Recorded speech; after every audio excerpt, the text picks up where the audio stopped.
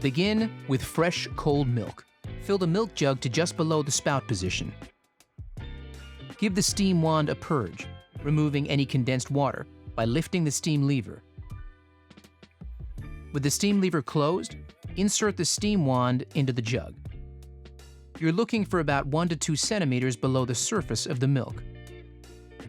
Move the steam lever to the open position and keep the tip of the steam wand just under the surface of the milk until the milk is spinning clockwise, producing a whirlpool effect.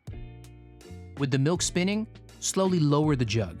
This will bring the steam tip closer to the surface of the milk and start to introduce air into the milk.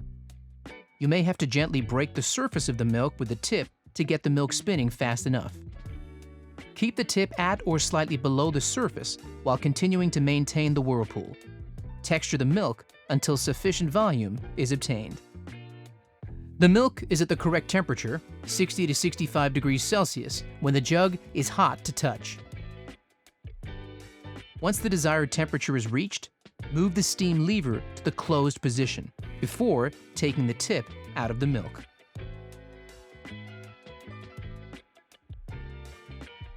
Set the jug to one side and wipe the wand and tip with a damp cloth. Position the steam tip above the drip tray and lift the steam lever to purge out any residual milk. Then, pull the lever down to the closed position. Tap and swirl the jug on the bench to collapse any bubbles. Now, you are ready to create latte art. Remember, different brands and types of milk and milk alternatives will texture differently, so you may need to adjust your texture levels accordingly.